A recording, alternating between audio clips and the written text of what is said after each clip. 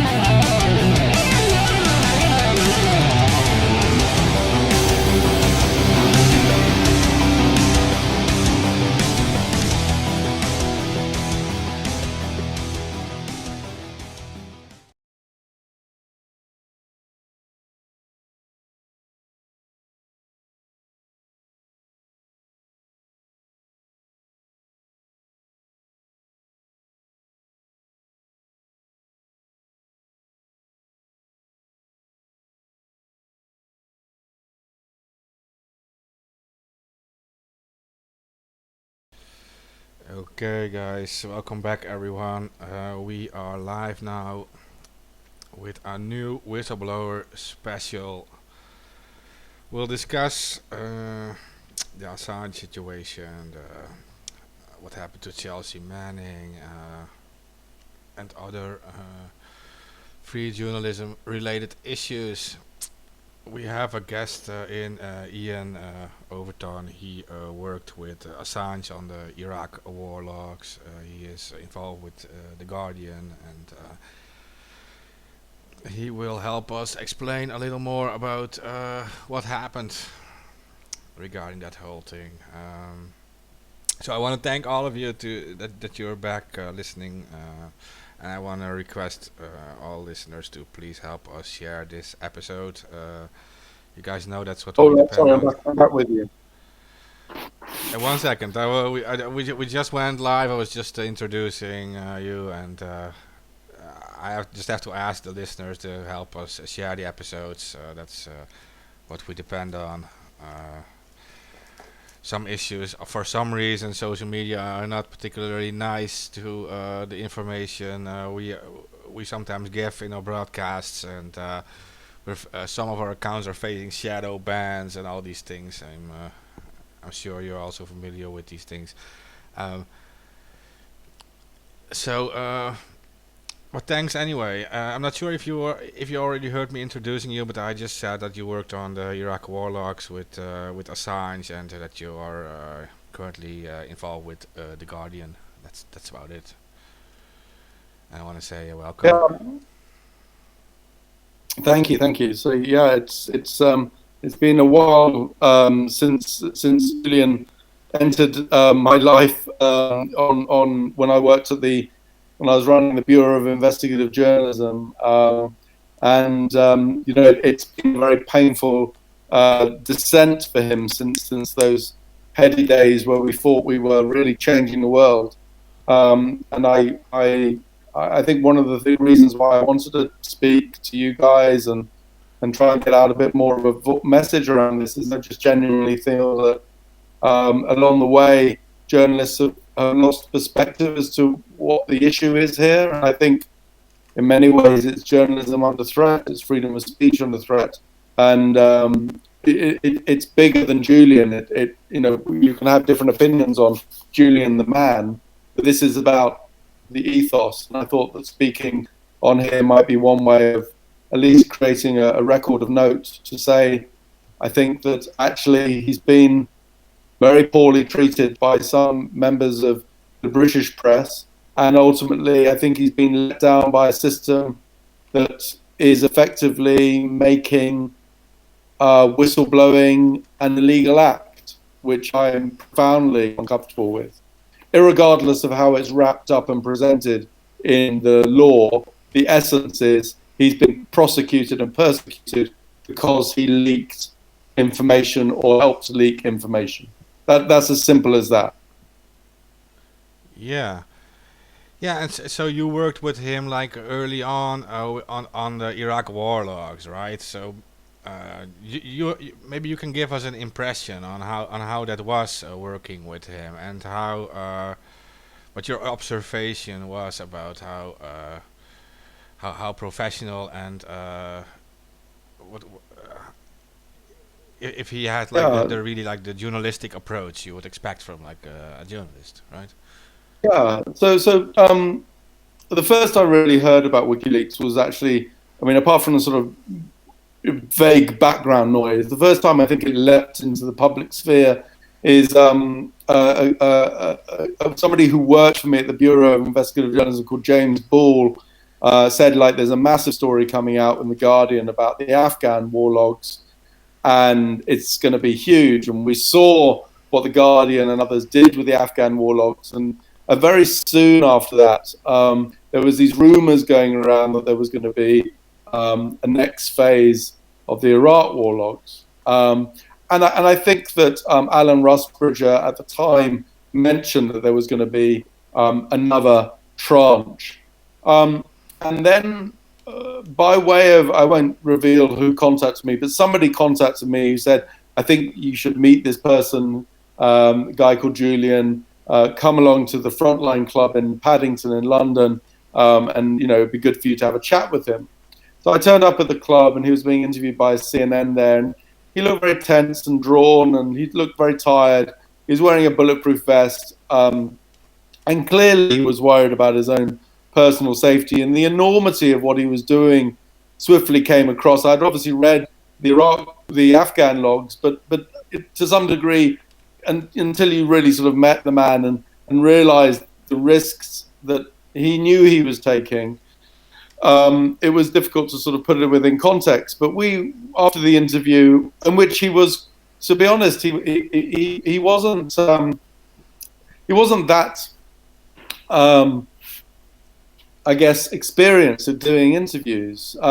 He made some basic errors in talking to CNN in terms of just his style and his approach. And I sat down with him afterwards, and I gave him some hints about how to do, live interviews, because he wasn't media trained or anything. And he was very affable, very intense, very engaged, very articulate, profoundly intelligent, and he obviously knew things about digital and cyber hacking and all and engagement. And I wasn't really. I was an old school TV investigative journalist. I sort of, a bit more leather on pavement type approach to journalism, like getting primary sources and developing trust sort of thing. This was a kind of a brave new world of data journalism that I wasn't that familiar with. But nonetheless, after meeting with some of my workers, including James Ball, he agreed he would give us this enormous cache of documents, with the argument that we would then have a run at it at the Bureau of Investigative Journalism, which was this not-for-profit organization that I helped set up, and that the Bureau would do the heavy lifting on the investigations, and then we would then disseminate that material via documentaries, which would be done with some of the large British and international documentary companies. So I went away with this data on a USB stick, or James Ball actually took it, and we then, almost over a weekend, convened and got together a lot of very, very good journalists, who some are still at the Bureau, and others are, one of them was Chris Woods, who runs Air Wars, an amazing journalist. And we basically just sat down, and so we've got the largest ever bit of military data leaked in one go that the world has ever seen. And I think we got a team together of almost 30 journalists, and we created a strategy, created a structure towards how best to investigate, and just really ran at it. And then my job really was to take the bare bones of what we had. Obviously, this was still unfolding, and then I was supposed to go out and go to the BBC, go to Channel 4 dispatches, go to Al Jazeera, go to ABC News, go to CNN, etc., and see of those which of those broadcasters would be content to run the story. And in the end, what we ended up doing was we produced a website on the Iraq war logs called IraqWarlogs.com. That won an Amnesty Award. We produced a long form dispatches, a long form Al Jazeera Arabic. We created a Radio 4 radio documentary, and we also wrote a lot of copy for Le Monde. So we had a huge amount of output over these, and all the way through this, Julian was in regular contact. And it was around this time, I think, that everything changed in his life, because he went from being this, relatively low level, I guess, hacker activist, who then the Afghan logs put him in the public eye, and then the Iraq logs just thrust him into a kind of a form of madness. I mean, we had, in terms of what the bureau suffered, we were broken into 3 times during the logs as we were investigating them. I've got no proof that it was, a government agency, but it just seems incredibly suspicious that we kept on being broken into. A friend of mine who used to work in the intelligence services knocked on my door early one morning. I opened it and he said, "They're watching you," and ran off. And I had serious complications with my phone during all this time. So I'm pretty convinced we were being spied upon by various bodies. And this is just us, let alone Julian was, at this time, he didn't really have a place to stay. I offered him to stay at my house. He ended up, I think, with Vaughan Smith over this time.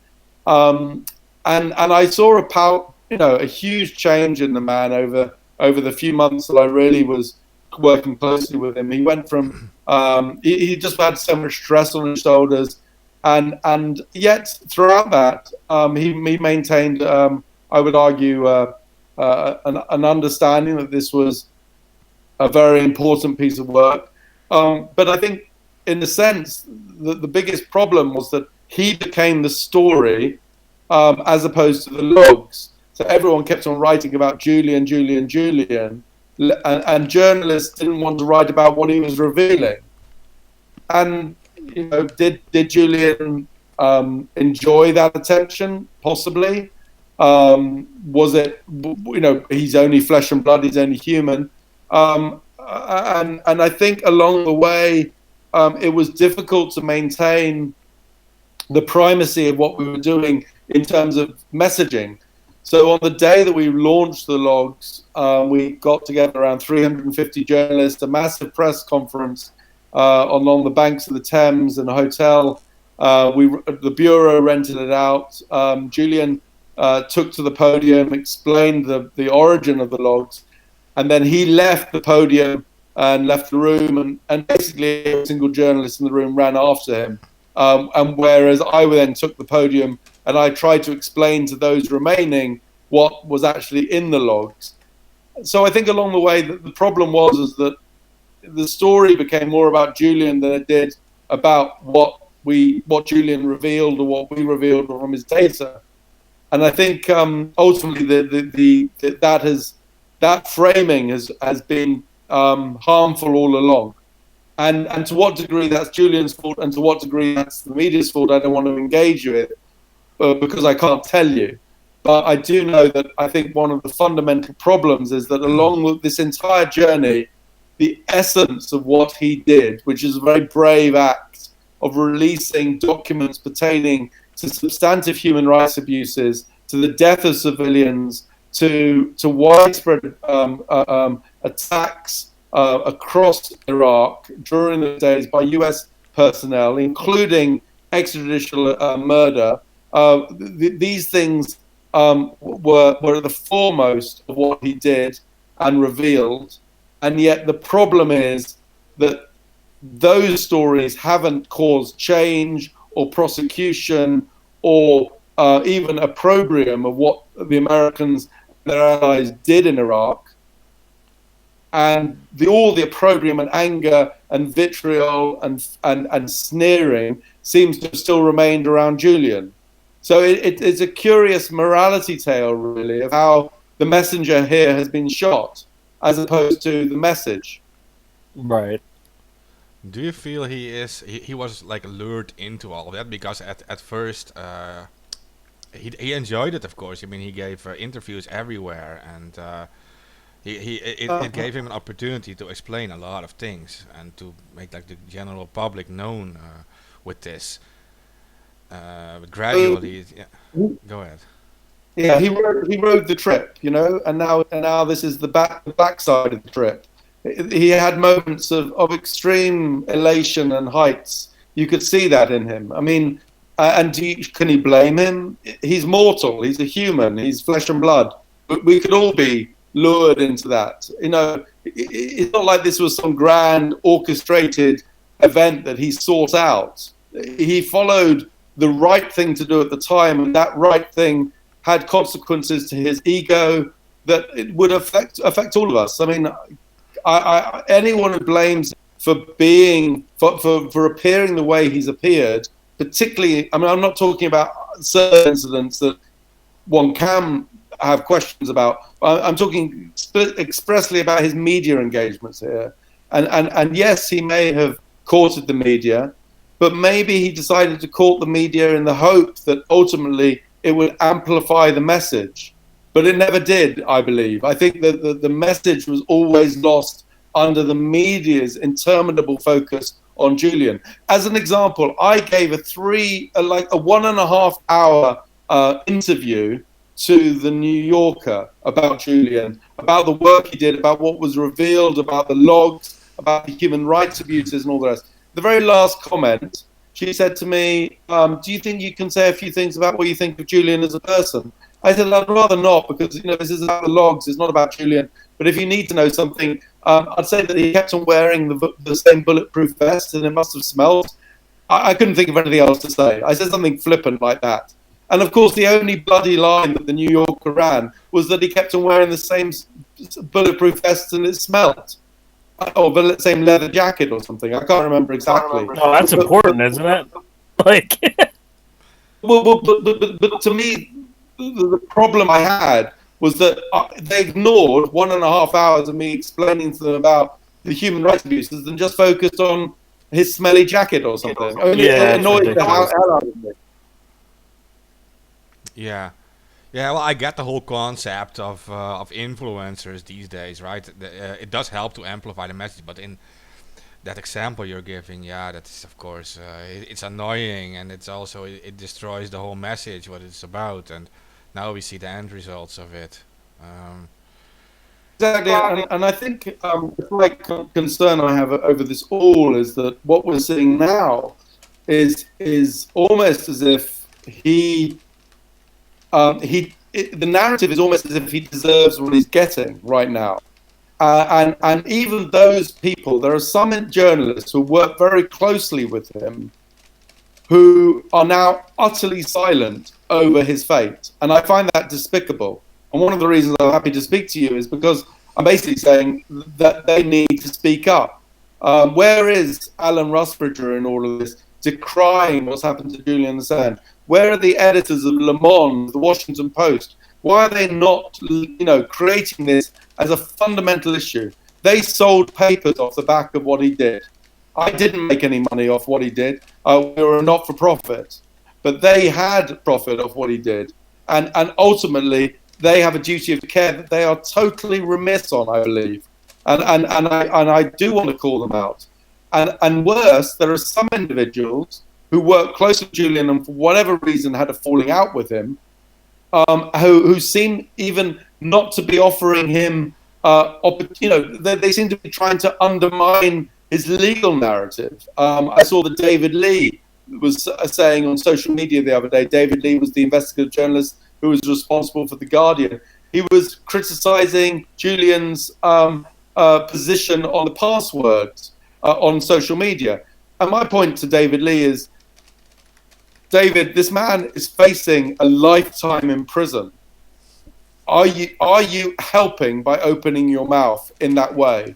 And I think he's not. I think he's actually hindering. And honestly, in terms of the greater human rights abuse that we're witnessing here, I think we need to go back to the primacy that Julian Assange is on trial for his life, effectively, because he could be sent to prison for years. He's on trial for his life over what any decent journalist would have done. In other words, leaked substantive military documents. I would have done it, and I think anyone else in that position would have done it had they been given the opportunity.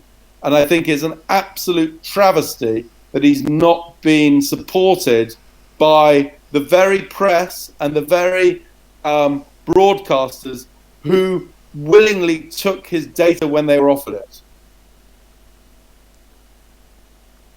Right. And in the court case recently, the U.S. lawyers actually argued and claimed that Assange's publishing the Iraq and Afghanistan war diaries endangered lives, a claim that is actually debunked by the Pentagon's own admission during the Chelsea Manning trial. And actually, before the show went live, we were discussing this, and I want you to tell the audience what you know about Julian Assange's methods to redact names and information from these documents, just to set the record straight. Yeah, this is obviously my recollection, and given that this has been a number of years, every single nuance might not be right, but I will give it as clear as I remember it, is that Julian came into my office at the Bureau and we had this discussion. There were a number of people there, including my deputy editor and my lead investigative journalist, and the concern was about duty of care in the launch of these documents. And we all on the journalistic side and the Bureau side, we all said, Julian, the most important thing is we do a form of redaction, because none of us are feeling comfortable to be part of this if there isn't a redaction. And Julian, at that time, agreed. He laid out an argument for not redacting, and then he listened to the argument for redacting, and he agreed on redacting. He listened to reason. And the reason that he then came back with an argument, and I think he often thought this through about how do you redact the world's largest ever data thing, because nobody's going to sit down and go through every single line. He came out with what I thought was a very clever solution, is he redacted absolutely everything. And then he did a process of reverse redaction. So in other words, he took out every single word in the entire documents, and then he came across the, top 500 words used in the English language, and then unredacted those top 500 words. And then you saw substantive sections that were then readable, and then you could, once you went through it, be able to uplift certain words that were or were not present. So, in other words, he didn't type in the word, let's say, Mohammed Yusuf, in case a fixer called Mohammed Yusuf was mentioned in the notes.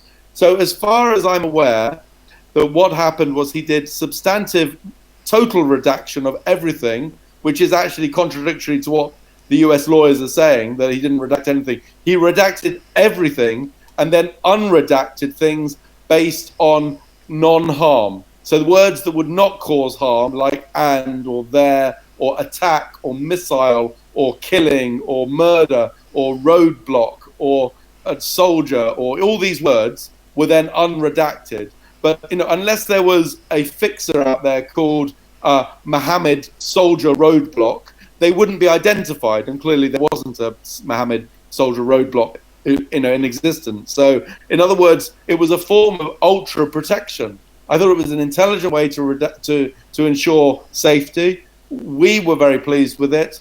And if someone says to me that Julian went ahead and didn't do that, what I'm saying to them is, then you're questioning my credibility, my ethics as a journalist, that I would be willing to work on a story where there was a possibility of harm. Of course I wasn't.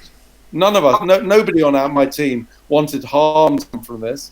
And since then, I've been very conscious of ensuring, did any harm come from our reporting? Any ethical journalist wants to establish that they didn't do harm. And I find no evidence whatsoever that the Iraq war logs or the reporting of the Iraq war logs led anyone towards harm. What we did was we created a substantive body of evidence that showed that the people who really created the harm were the US and the Iraqi military in cahoots. Right. And also, just to add on to that, multi-award winning Australian journalist Mark Davis he also backs up your claims in regards to Julian working, basically having extreme measures, redacting names and information, as you said. So, I mean, and I'm genuinely surprised that other journalists who would have been able to corroborate this have not come out and said so. I've said a number of times on my social media channels that he did this. I don't know why the Guardian isn't defending him on this. I don't understand it. I honestly don't understand it, and I can only judge from this that there's some sort of personal vendetta occurring here between journalists of the Guardian who work with Julian and Julian. And if that's the case, then they're playing not just with fire, but they're playing with a man's life. And I think it's morally reprehensible. well, I will say that Luke Harding was involved in publishing that book, Julian Assange's War on Secrecy, which contained the password to the unredacted material. And in addition to that, he was the journalist who recently published an article in regards to a secret meeting with Julian Assange and Paul Manafort that basically never happened, and there's no proof that happened.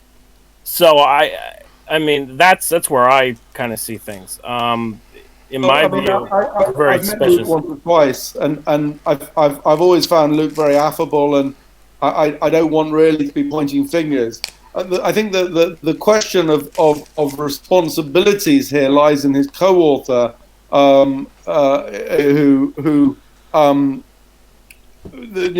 was the go-to for the Guardian at the time, and I think that the question, Luke was not involved in the Iraq war logs at the time, but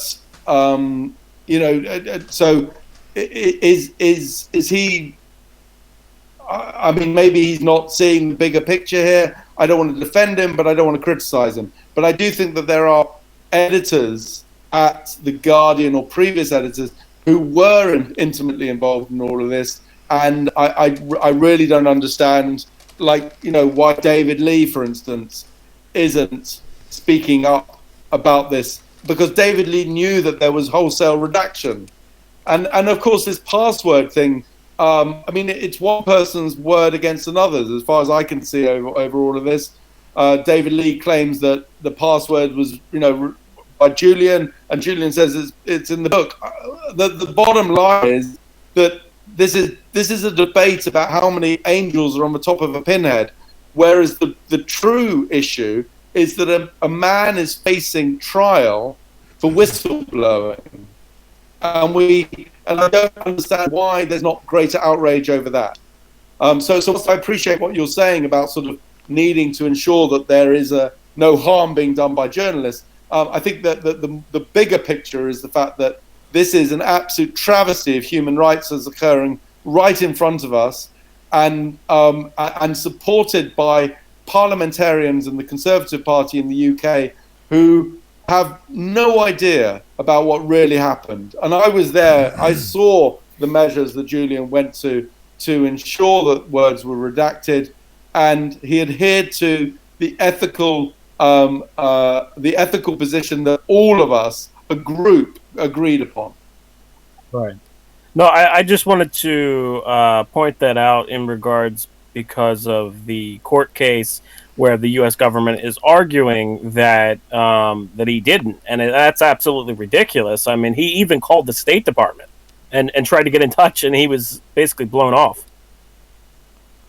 I mean, it's the way. Well, I mean, let's go back to sort of the primacy on all of this. Is that what we revealed was wholesale lying on the part of the U.S. military as part of the Iraq war logs. For there to be any surprise now that the U.S. Military and the U.S. Department of Defense, etc., are lying, is well, we've already proven that they're liars. We've proven they're liars over body counts, over human rights abuses of extreme level. I mean, the war logs revealed U.S. Sorry? No, I was just agreeing. I was saying right. Yeah, I mean, and the war logs revealed, for instance, as one example, of an instance where an Apache helicopter pilot found somebody in front of him surrendering. He radioed back to base saying, I've got a militant who wants to surrender. And the lawyer on the other end said, you can't surrender to a helicopter.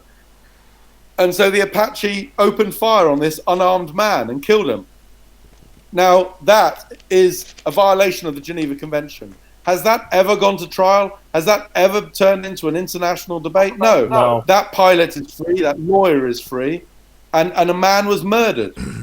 That, to me, is what a trial should be about, not about the person who leaked the murder evidence. It's an absolute unbelievable travesty. And I can't understand why other journalists absolutely involved in the logs aren't as outraged as I am. Do you think they're scared? Do you think that they're scared that what will happen to, or what's happening to Julian will happen to them? In essence, because, basically he's being used as a, what's the word I'm looking for? He's being used as a, kind of an example. Yeah. I mean, I have to be careful about what I say here, but there was part of me that think if Julian Assange gets sent to prison, then I possibly will want to present myself at the United States Embassy in London and say, if you're going to extradite him, then why are you not extraditing me, as I was the editor of part of the logs? I published, I reviewed them, I had access to them, and I took them off Julian. So if the argument is that Julian was handling stolen goods, I've handled stolen goods. So why does the long arm of the law not extend to me? Why am I not in custody? I mean, this is a fundamental challenge to the position of the British government, because what they're doing, I believe, is essentially suggesting that my actions were implicitly criminal, even if I'm not being prosecuted. Because if they're saying what he did was criminal, therefore I was involved in a criminal act. And I see that as slanderous, at the very least. Yeah, so I think it opens up an absolute can of worms. Are people scared? I don't think people are scared. I think there are some people who ended up profoundly disliking Julian and have taken that personal vendetta into the realm of what I would say is immoral silence on this matter. And I think people who may not have liked Julian are now not coming to his support simply because they're acting like prima donnas or ultimately venal hacks.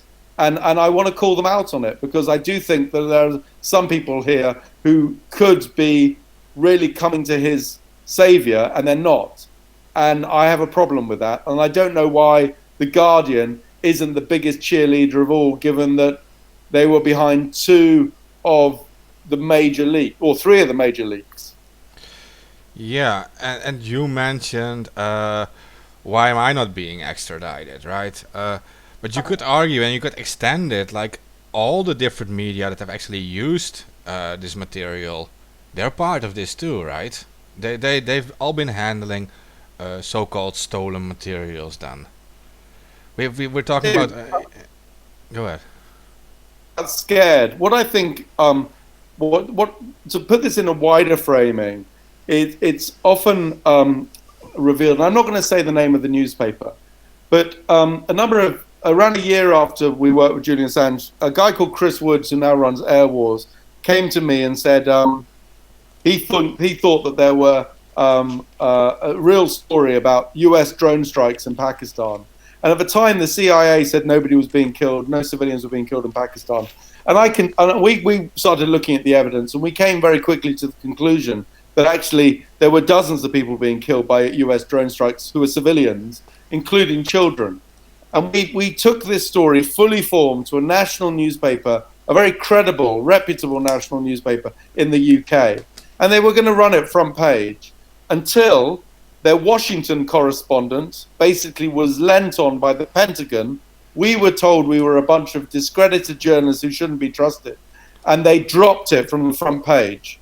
A couple of weeks later, the same paper got an exclusive from the CIA, and they ran that instead. we ran the story anyway, and it got traction. And I fundamentally believe that our story became the basis by which America today knows about U.S. drone strikes. It was one of these massive stories that snowballed into something that ended up even being picked up by Hollywood. But my point is that at the time, one paper refused to do it because they feared it would harm their relationship with the CIA and the Washington. Sorry. No, I was just agreeing with you. I said right.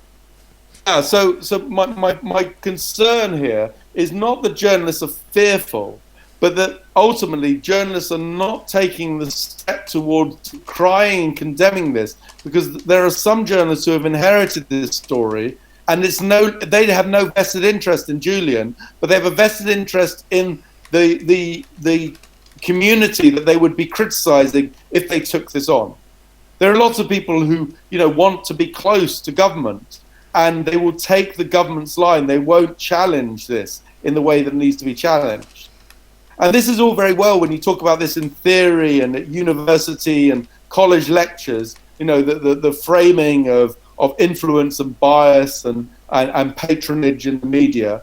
But this is that Julian is facing possibly a very long sentence because of this errors of omission. And that's my fundamental bugbear about this. I'm no longer I write books for a living now, largely. I'm no longer a front page, I can't produce front pages. I don't have that influence anymore, explicitly anyway. But so my voice is quite small in this, but I do believe that the people who do have a voice have squandered it, either just because they can't be bothered or because they fear, not they fear, but they just have measured up the benefits against the costs of being pro-Julian. And unfortunately, I think we also have this other issue, which is the looming issues, that some people can't disassociate what happened with the abuse case and what is happening now in terms of his extradition. They conflate the two, and they feel uncomfortable defending Julian because of the entire atmosphere at the moment about men accused of abuse.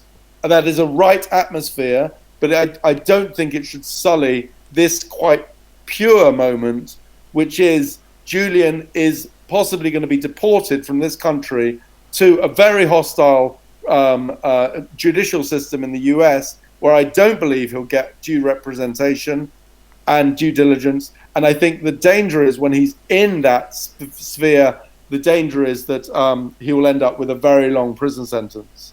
And Chelsea Manning's actions recently, with that very tragic event that occurred the other day where she tried to kill herself, I think is indicative of how much she knows that what would happen to Julian if Julian was sent to the US. In other words, Julian has shifted from this moment where I knew him, where he was the man on the mountaintop, full of light, everyone in the world wanting to speak to him, to this man now lonely in a prison cell who is facing a very lengthy spell in the US.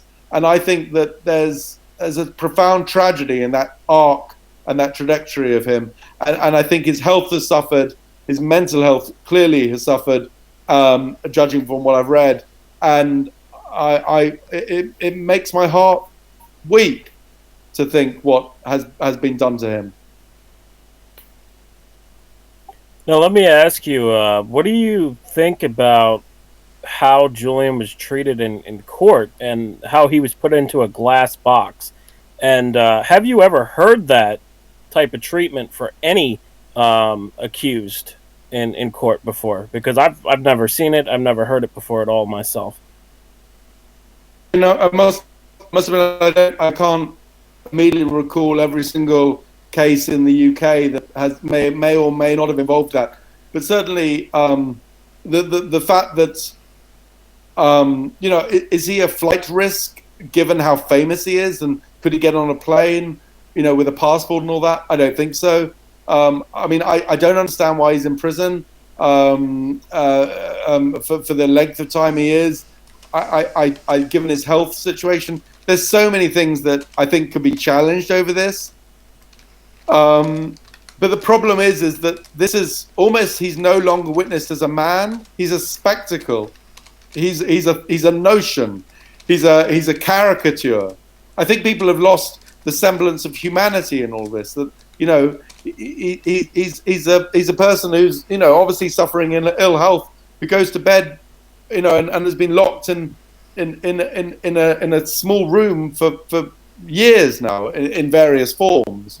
And I think the spectacle of his trial is exactly that.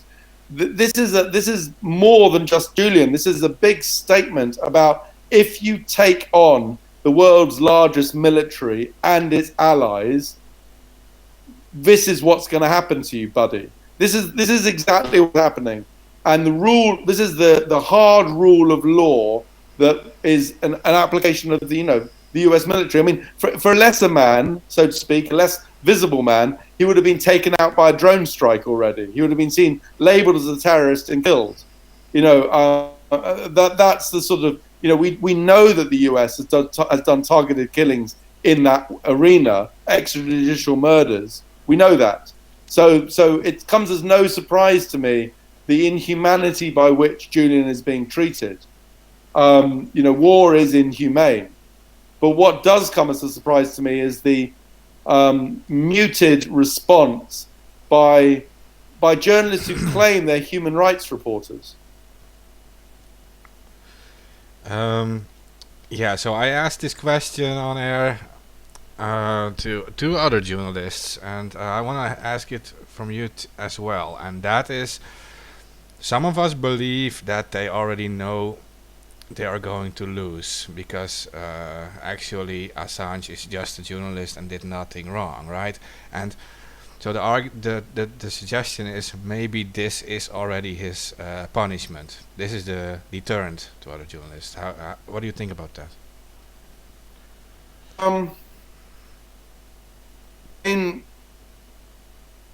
Is this inevitable that he's going to be sent to prison? There's part of me who feels it is, and that he won't be given a free trial here, and isn't being given a free trial in the US. I mean, that's the hard tragedy of this. I think that there are. I mean, you know, we have a situation where we're deporting a man to the US, likely to, for revealing the truth about US killings, and yet we were not able to deport an American who actually killed somebody in the streets by driving over them in negligence last year. I mean, I think we need to weigh that up quite carefully about the imbalance. And I think this says a lot about. I mean, there are bigger issues at stake here. There's the Brexit scenario where Britain is desperate for US patronage because we need a fiery and feisty trading partner to work with. And I think in many ways the last thing this government wants to do is pick a fight with the Donald Trump's administration. And Donald Trump, you know, despite his previous praise or engagement with Julian and WikiLeaks, clearly wants to see this as a sort of a metaphor maybe of his potency, and that nobody can, you know, take on the greatness of the United States and win. The problem is, and I think this is the fundamental issue, is that even though there have people like Chomsky and others who have come up and spoken in defense of Julian, the problem, I think, is that there are lots of people who are supportive of Julian who are not part of the establishment. And the consequence of that is that those who support Julian are quickly put into a very derogatory box of conspiracy theorists and the crazies. You know, it's the disempowered who are calling for Julian's release. And you see it. I was a judge on the British Press Gazette Awards, and I turned up and there were people demonstrating for Julian outside. It was impressive to see, but it was interesting that it was people on the outside protesting, not people on the inside who were all the nation's top journalists. I think that there is this. I think there's something uncomfortable has occurred of this. Is that a lot of journalists who should be lamenting what's happened to Julian have, for whatever reason, absented themselves, as I said, and in the space in between, citizen journalists like yourselves, people who might not be widely known in the journalistic world, have decided to speak out for him, and that means you're coming from a disempowered base where you're easily rejected as conspiracy theorists or whatever, and reduced accordingly. And I don't mean that offensively. I just mean that that's the way that's outrage and dissent is silenced. You're just seen as being mad. Do you feel that is actually working for them, that strategy? Like because you mentioned that there were people protesting on the outside, right? And when I look at social media, for example, I see the support for Assange is growing among the general public, and these are not small numbers of people anymore. So do you think that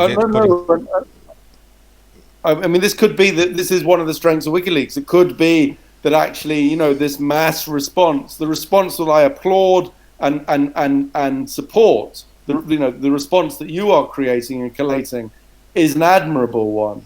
And I think you have justice on your side, and justice has a tendency to be heard. I'm just thinking that this is why I'm genuinely surprised that the voice that that the voice has to come from the disenfranchised or the non-media groups. It doesn't come from the media itself. I don't really understand why there hasn't been a campaign to release Julian in the British press. I'm perplexed at that, and I'm sure somebody far cleverer than me could explain it to me. Okay. Well, I was just gonna say, like you said, they kind of pin us as paranoid or conspiracy theorists, but the word conspiracy theory actually comes from the CIA. They kind of put that term out there during the Warren Commission to combat the conspiracy theories, for lack of a better term, against what happened to John F. Kennedy when he was assassinated. And I think that you're absolutely right. When it comes to WikiLeaks, the intelligence services, they do everything that they can against supporters and those connected actually into WikiLeaks. And we know that from the documents in Stratfor, where it showed Palantir and all these big intelligence agencies kind of colluding together to go after WikiLeaks. I don't know if you know the documents I'm talking about or not. Not explicitly, but I understand the general arc. I mean, the immediate way to silence a critic is to discredit them, is to sort of dismiss them as a loon or as crazies or irrational or whatever. And unfortunately, this entire arena of secrecy and government secrets all that does attract some people who are maybe paranoid, etc.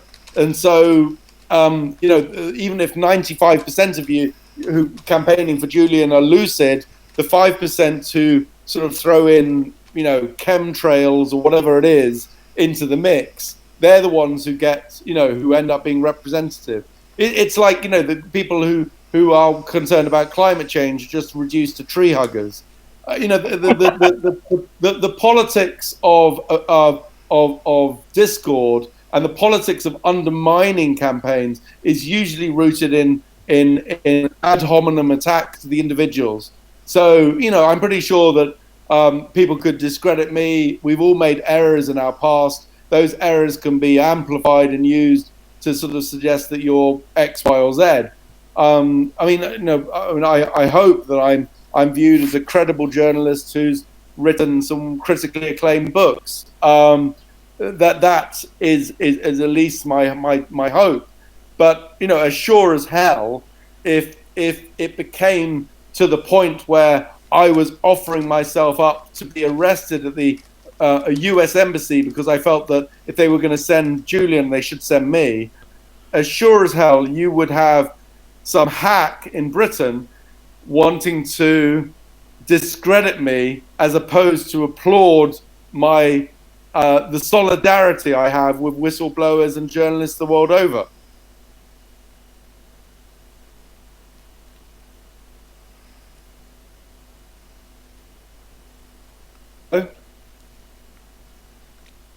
Yeah, no, and I agree with you. And that is like, I was wondering, you mentioned that early in the episode that so much of the information is like, it's not known by the general public, and they focus like mostly on the person of Assange, you know. And I was thinking like, the collateral murder on the video, on the other hand, it did go viral, and many people actually watched the collateral murder video. Now, this is video material. There are short versions of it too, and it's easy. You can watch it very quickly and easily. It's widely available.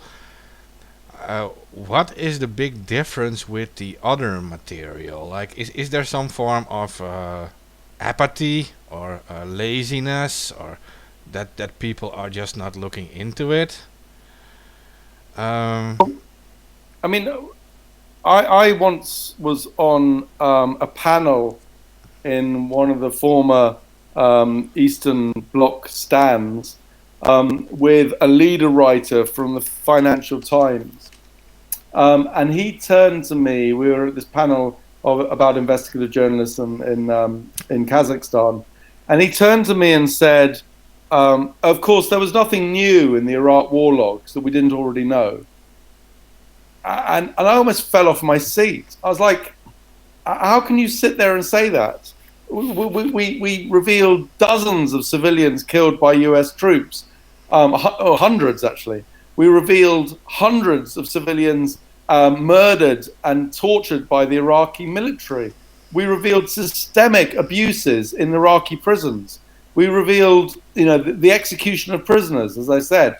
There was so much that we revealed. I think one of the problems generally is that we live in an age where, people want a quick soundbite summary that, is an emblem.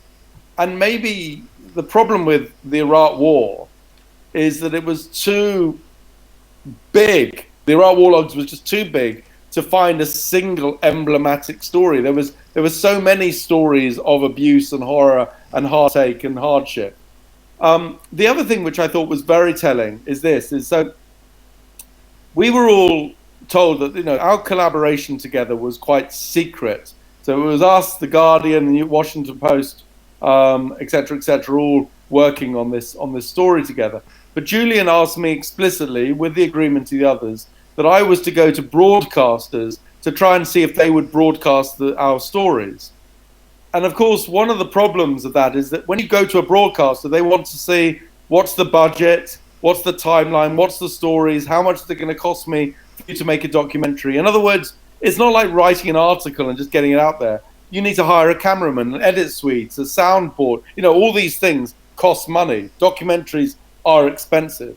And so, of course, there was me on the phone to ABC or CNN or whatever saying, we've got these stories. Do you want them? Do you want me to do a 1-hour documentary? They were like, how much is that going to cost? I'm like, well, with the cameraman and the producer and the sound, edit hire and the editing suite hire, you're looking at $60,000 or something. Okay. So I kind of was pushing this out there. And then I got a phone call from Newsweek saying, we understand you're selling access to the Iraq war logs. And I'm like, no. I'm selling, I'm making documentaries. And if these cost money, I'm being paid by Channel 4 to produce a documentary, etc. And the story came out, or the question was, they were going to write a story saying that Julian was selling access to the logs, which is absolute bunkum. That's not how broadcasts work. Broadcast costs money. Anyway, and I kind of quashed the story, but in quashing it, I acknowledged that the Iraq war logs were out there. Now, the intriguing thing was, the outrage amongst others in the Guardian was that I'd spoken publicly the fact that there were these Iraq war logs, even though their own editor hadn't spoken about it before, had spoken about it before. And the point I'm trying to make is this: is that the navigating the storytelling of the Iraq war logs was profoundly complex and difficult. Getting the world's largest media reporting of a single issue in a collaboration was bound to cause upset and concern. And it was rooted, I think, in a profound competitiveness between the various media organizations, right? And that competitiveness, which is evidenced in the Guardian's a response to Julian and et cetera, I think ultimately ended up inhibiting the proliferation of the facts. In other words, newspapers that weren't allowed to be part of that collaboration spent most of their time reporting on Julian, not the results of the collaboration. And so it didn't have an amplifying effect. The story quickly became about Julian and not about what was in the logs, and that's what everyone became obsessed about. And I think ultimately there was something quite profoundly problematic with the way the media responded to the logs that has meant that the logs themselves haven't been amplified in the way that, let's say, that murder video has. Because, you know, the Daily Mail didn't report at length about what was in the logs. The Telegraph didn't. The Times didn't. The Sunday Times didn't. Et cetera. And I think that ultimately has inhibited just the profound truths that are inherent in the log that Julian revealed. Like you said, they didn't report what was in those logs. And, what do you think, in your opinion, was one of the most important things to be reported in those logs that you want to tell the audience about? Well, I mean, to me, the thing which I often come back to is actually how many civilians were shot at checkpoints by trigger-happy, worried young soldiers from the US. That they were in this profoundly challenging time in Iraq, where there were suicide bombers going off left, right, and center. And these young men ended up shooting more civilians than they shot militants. And I think that is a profoundly important story that was never really relayed with any substance. And I think one of the reasons why it wasn't relayed is because at that stage, people had years and years of people dying in Iraq, as we've now got people dying in Syria. And I think just another dead Iraqi just became, nah, I don't really care. I mean, an example yesterday occurred actually I think it's just a wider example of just ennui. So yesterday, the BBC reported that the British RAF were implicated in 15 more civilian deaths in airstrikes. And that's gained no traction whatsoever in British media. And I think ultimately the bigger concern here is this, is that there's been a fundamental shift in the way that the military is reported on by right-wing press in the last 10, 20 years. We generally have favourable reporting about militaries. The RAF in Britain is almost always favourably reported on. The only paper that doesn't favourably report on is The Guardian. And so it's almost as if the military, which is one of the hallmarks of a right-wing government, has a unique status, a preferential status, where criticism of the military is muted and sometimes totally ignored. And I think that's one of the big takeaways I have from this is the US didn't buy my documentary or didn't want to invest in a documentary of the Iraq war logs because the US media is ultimately nationalistic in large part and doesn't want to be seen to be criticizing the boys out in Basra or in Baghdad. Simultaneously, the same largely applies to the British printed press, that they are largely right-wing, pro-military, and they are reluctant usually to criticize our boys on the ground. And I think that is a fundamental problem with both the US and the British approaches towards reporting defense, is that it's normally an uncritical and supportive right-wing mantra that really just mimics the top line of the government and its MOD or Department of Defense. Well, another thing to point out there is that the military-industrial complex basically invests into mainstream media in the U.S. So, I mean, that's no surprise, like you said, that they wouldn't want to report on that. Exactly, and this so-called special contract or relationship that exists between the US and the UK as well means that we're reluctant to report on American troops' misdemeanors here in the UK. Not entirely, but it's there's just a general sort of it's more in omission than it is in publication, if you see what I mean.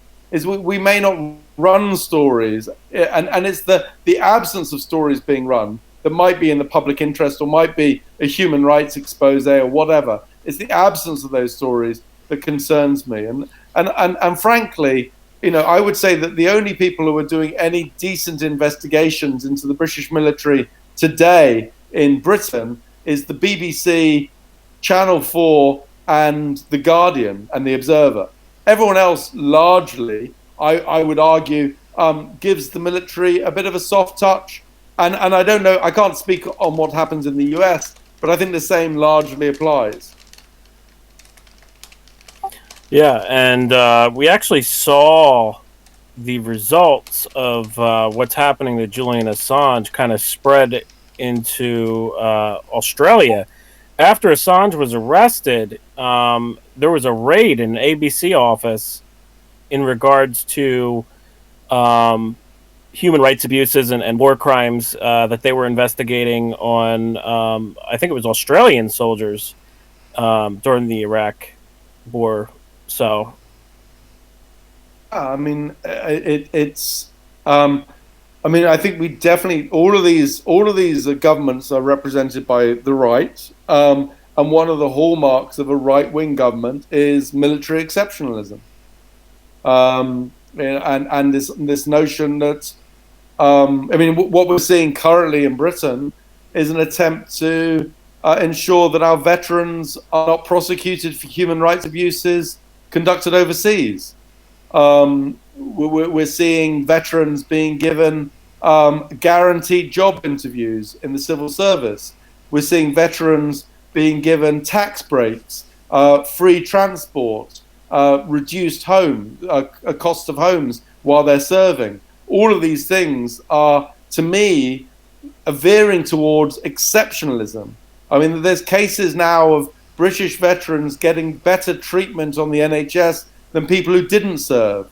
And the NHS is supposed to be blind to your background. It's free for all, and the services at contact is irregardless of whether you're a beggar, a baker, or a banker. The point is that the NHS shouldn't have these priorities, but we're beginning almost to have a US version of the sanctified veteran in British society. Now, people can have those arguments as to whether that's worth it or not, or arguable or not, but one of the consequences of having an elevated veteran status is that the press is increasingly reluctant to criticize historic allegations of military abuse because it seemed to be attacking the veteran community. This might shock your listeners, but 1 in 7 Tory MPs in the British government are ex-servicemen. So our very dominant government has a huge number of MPs in it who all served in the forces. And I don't quite know if it's the same in the Senate, etc. in the US, but certainly the nature of the military is that you retire at 40 or whatever, and then you go and have a second career. And that means lots of ex-military officers go and become MPs, which emboldens the political contract and reduces the media dissent. I mean, it's no surprise in Britain that the head of the military is the Queen, who's also the head of the state, who's also the head of the church. It's deep rooted in our psyche that the military is somehow virtuous, and we don't like criticizing them. And I think the same applies in the US today. Yeah, I definitely agree with you on that. Living here in the U.S. for sure, and The US veteran is given almost sacred status today. I mean, it's a sharp U-turn from, maybe it's a bit of bitter regret about what happened to veterans from the Vietnam War, where they were forgotten. But the veteran, thank you for your service. I've heard that in the US, and people wear their service with extreme pride, even and I do believe it's politicized. yeah, I definitely agree with you on that fact too. What I was going to say was that, do you think that if Julian Assange is extradited to the U.S., do you think that the military's tyranny that is currently going on with wars in Syria and still, I think, in Iraq now, very recently we saw some attacks in Iraq, and the U.S. responding. Do you think that will get worse because journalists won't want to report on that and won't report on leaks? I think that it sends out a very chilling message, and the thing that it establishes absolutely is precedent, and this precedent can then be reiterated in different forms, in different arguments, in different settings further down the line. I mean, it is a thin end. We saw what happened to Chelsea Manning, and now we're seeing what's happened to Julian. This is an absolute statement that if you want to leak from either the US government or by default Her Majesty's government in Britain, then the essential point is that we will come and get you, and you will pay the price.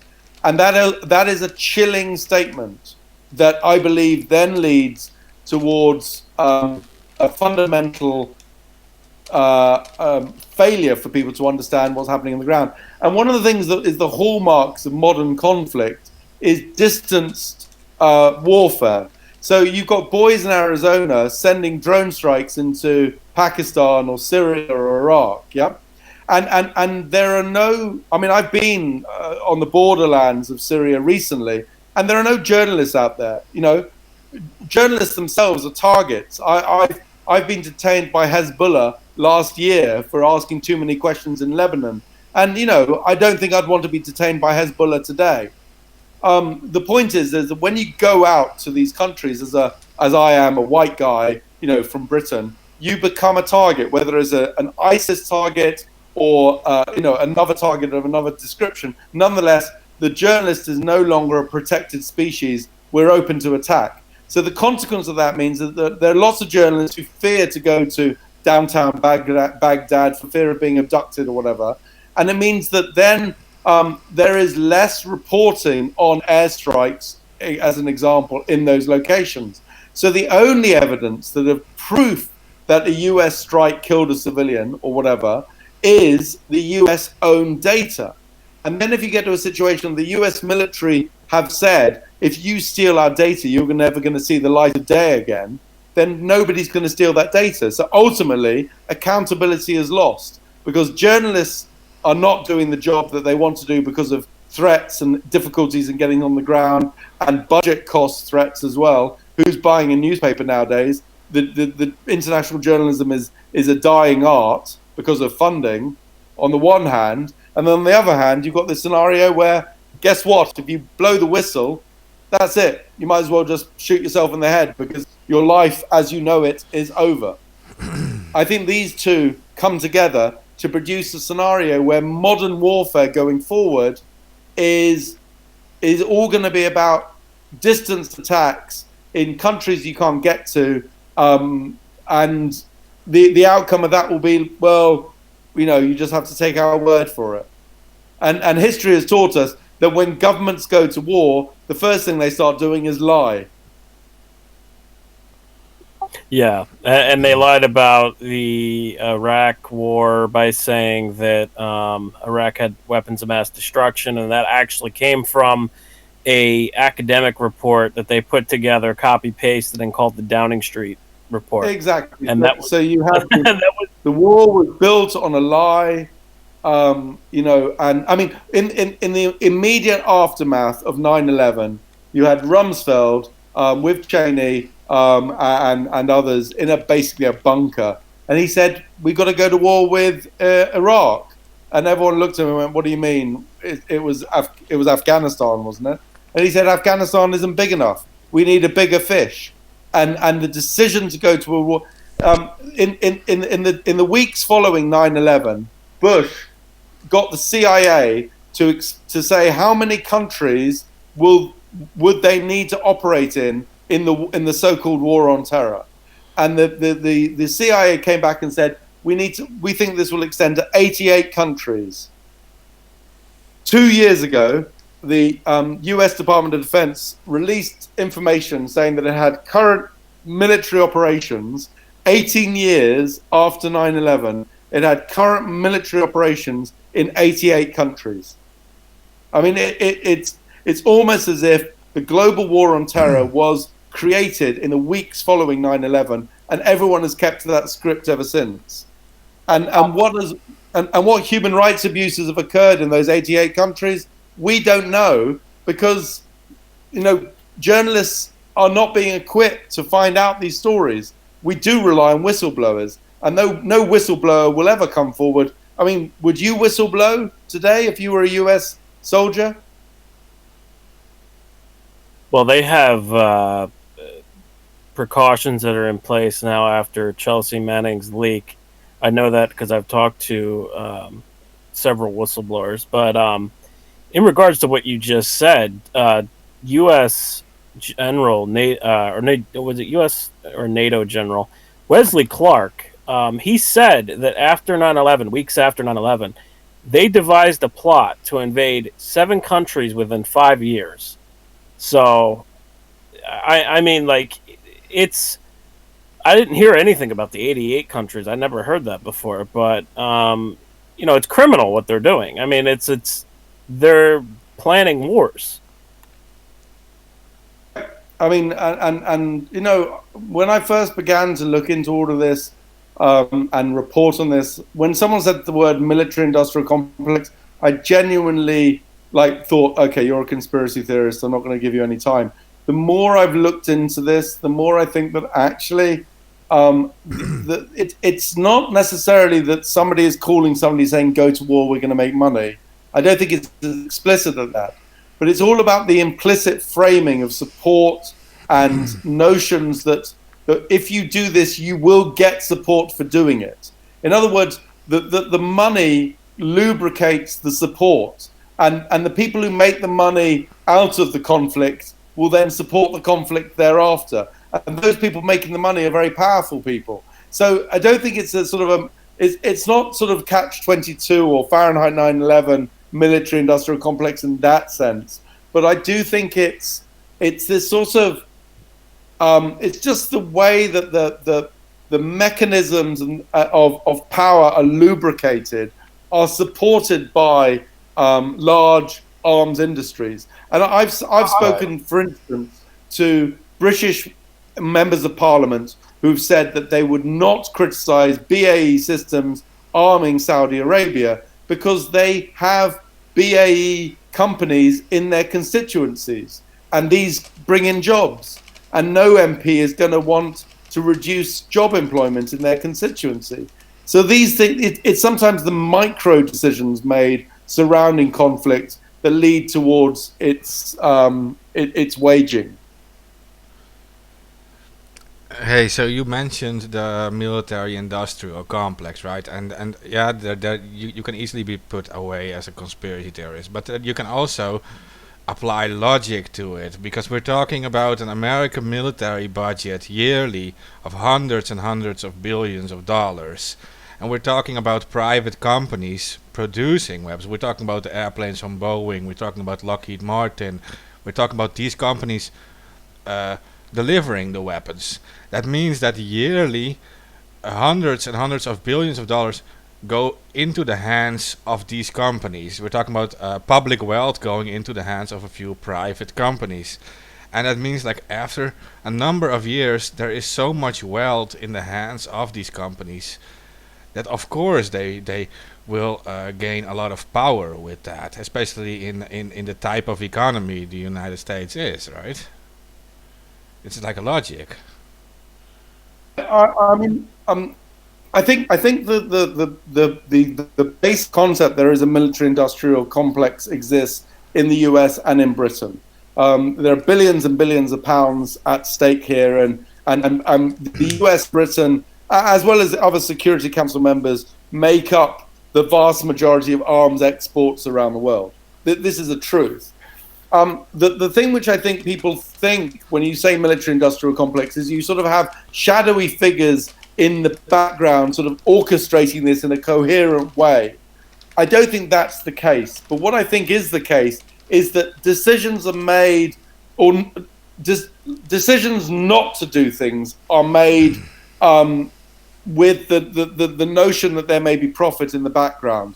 In other words, the entire so in Britain, for instance, you often get people who are in the military who then go and work in the defence industry, and then you get people in the military who go and work in Parliament, and these people all know each other. And I think it's often that creation of micro communities at an elevated level that create the conditions whereby a militancy and a militant state is created and upheld. I don't absolutely agree that there are sort of people pulling strings here, but I think it's the organic creation of communities that sort of believe in America, for instance, they believe in the right to bear arms, and Bolton is not only the chief executive of the National Rifle Association's Foreign Select Committee, or he's the head of the Foreign Select Committee in the NRA, but Bolton was also obviously at some stage the UN ambassador for the US, as well as all these other things. I mean, John Bolton is a perfect example of a man who has profited both from the diplomacy of war, as well as the mechanisms of war in terms of the NRA. Anyway, I hope that was a good session for you. I'm afraid I have to leave it now, but it was a real joy speaking to you, and hopefully I put a few truths about Julian down on tape, and hopefully that some of this might even surface as evidence in the future. The one takeaway, or the two takeaways I will have is this. Number one, Julian Assange redacted the Iraq war logs. And number two, I believe that some journalists who worked with Julian Assange ought to speak up about the fact that he did that, and the fact that he should not now be on trial for what I believe is almost his life. Thank you very much. Thank you very much. And really appreciate you coming on and sharing this with us. And yeah, I guess we covered everything we need to cover for now. And yeah, once again, thank you. And of course, we can do another episode in the near future and update about this. Okay. Good speaking to you. And you. Take care. Bye-bye. Later. Okay. Yeah, so to listeners, a lot of information is given at the start. If you missed out on this, you can always wait till we finish the broadcast, and then you can scroll back and listen back everything again. There is some useful information, like the guest mentioned too, you don't want to miss out on. And for the rest, I don't know, AK, do you have anything else to bring in? No, I think we should just end this episode, and if you want to go live with another episode on the coronavirus, we could do that. There's a lot of updates on that. But I think this episode we should definitely end. And then, yeah, we could do another one if you want. Okay, so be it. Okay, thanks everyone for listening. Oh yeah, I should announce the Friday episode. I don't even know. Honestly, I don't even know what we're going to do Friday. Give me a second. Friday's Friday Fun Day, you know. Oh yeah. So that will be about the coronavirus. What's new, right? It will be the coronavirus again. So Friday we'll have a genetic engineer on. So if you want some real truth about the coronavirus, we have someone who's a specialist in genetics, and he will come on and perhaps shed some light on what is going on with this virus. Because yeah, the mainstream is not always informing us well. Let's just keep it at that for now, and so we'll get our own specialists in, and we'll let you know when we go live. Uh, Please help to share this around. We're facing shadow bans. I mentioned it at the start. We depend on you guys to share it around and to bring this information across to everyone, pretty much. And you'll hear back from us soon.